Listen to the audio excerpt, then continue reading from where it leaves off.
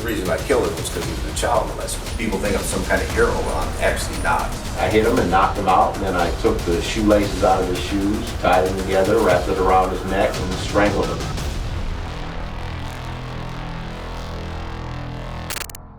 Today we delve into a dark and twisted tale from behind prison walls. This is the story of Steven Sanderson, a man serving a life sentence who took justice into his own hands. Steven Sanderson was no stranger to crime. In 1991, he was convicted of murdering his girlfriend in cold blood. For this heinous act, he was sentenced to life in prison without the possibility of parole.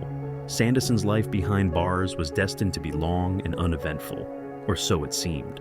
Fast forward to 2014.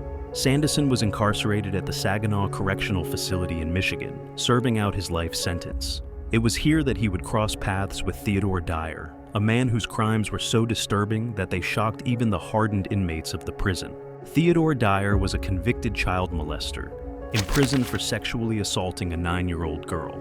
Child molesters are often regarded with extreme contempt in the prison hierarchy, and Dyer was no exception. His presence in the prison was a source of tension, and it wouldn't be long before that tension reached a boiling point. According to Sanderson, Dyer would incessantly talk about his crimes, justifying his actions and showing no remorse. For Sanderson, this was too much to bear. Found out that he was in prison for child molestation. Really bad case.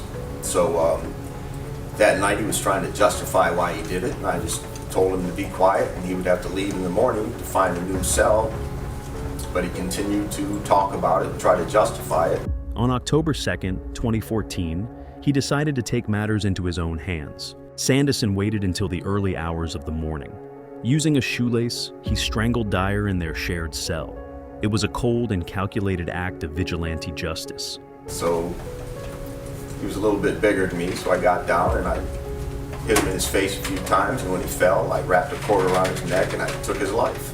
After committing the murder, Sanderson calmly approached a prison guard and confessed to the crime. The authorities launched an investigation, and Sanderson was forthcoming with the details. I first, punched him a couple times. Still wouldn't shut up. Still kept telling me he wanted to explain that he didn't do it, that he was being set up and all this stuff, and I don't know, I just got mad and then hit him and then I killed him.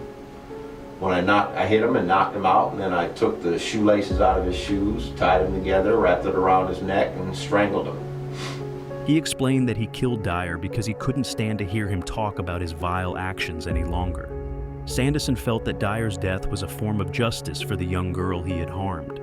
People think I'm some kind of hero, but I'm actually not.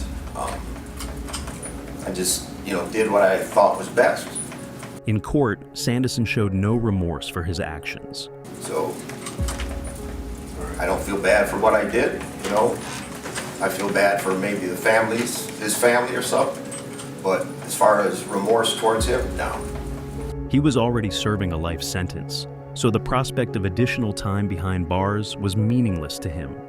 The court sentenced him to another life term for the murder of Theodore Dyer. Steven Sanderson remains in prison to this day, serving his sentences consecutively. His story is a chilling reminder of the brutal justice that can unfold within prison walls. It raises questions about morality, justice, and the dark complexities of human nature. Thank you for watching. If you found this story intriguing, please like, share, and subscribe for more true crime and courtroom stories. Let us know in the comments what you think about this case. Until next time, stay safe. I know murdering somebody's not a good thing, but Jesus, man, if the things this guy did, things he said he did, I wouldn't want someone like that on the street again. I do what's necessary. I do what some people won't. You guys are cops. You arrest people all the time for stuff that you wish you could shoot them in the face. I already know that. I'm not stupid. I understand. There's crimes that shouldn't be committed, so